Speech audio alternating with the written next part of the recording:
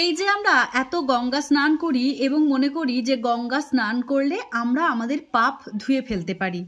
তো একজন সাধুর কাছে একটি প্রশ্ন এসেছিল, আমরা যে প্রত্যেকদিন গঙ্গা স্নান করে নিজেদের পাপ ধুয়ে ফেলি, এই গঙ্গা স্নানের ফলে যে পাপগুলো ধোয়া হয় সেই ধুয়ে যাওয়া পাপ কোথায় যায়?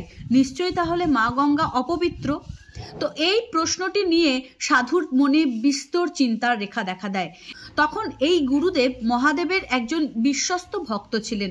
তিনি মহাদেবের কাছে গিয়ে জিজ্ঞেস করলেন, মা গঙ্গার জলে ধুয়ে ফেলা পাপ কোথায় যায়?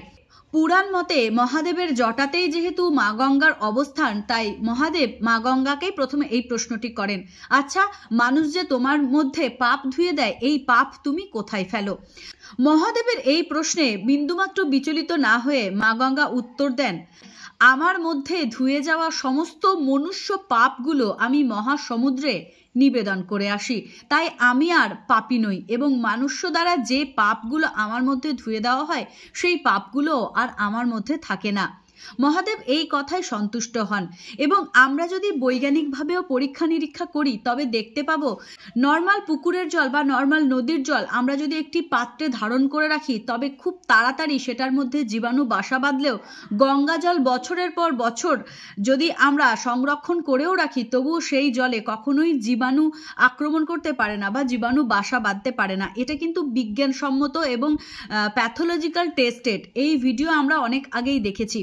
এবং সমুদ্রদেবকে জিজ্ঞেস করা হলো, আচ্ছা গঙ্গা দেবী যে তোমার ওপর মানুষের পাপ এসে নিবেদন করে সেই পাপগুলো তুমি কোথায় রাখো?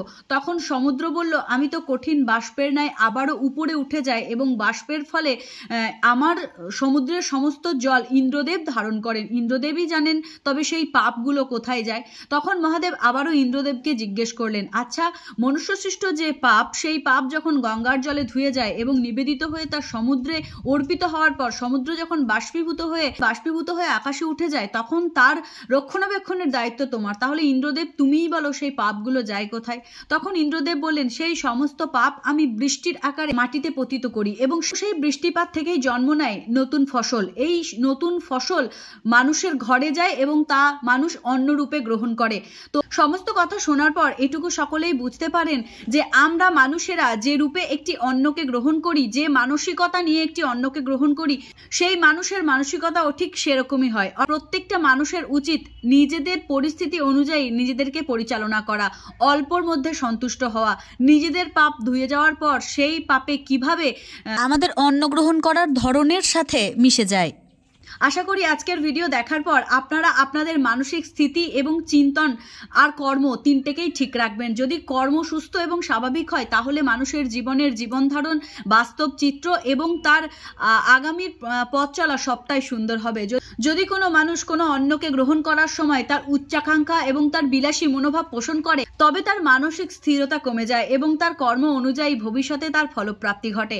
তো আশা করি আজকের এই ভিডিওটি আপনাদের তথ্যবহুল বলে মনে হয়েছে। যদি ভালো লেগে থাকে তবে সনাতনীদের টাইমলাইনে ভিডিওটিকে শেয়ার করবেন। তো আজকের ভিডিওটি এখানেই শেষ করছি। দেখা হচ্ছে নতুন কোনো দিন নতুন কোনো ভিডিও নিয়ে। ততক্ষণের জন্য সকলে ভালো থাকবেন, সুস্থ থাকবেন। জয় শ্রীকৃষ্ণ। রাধে রাধে।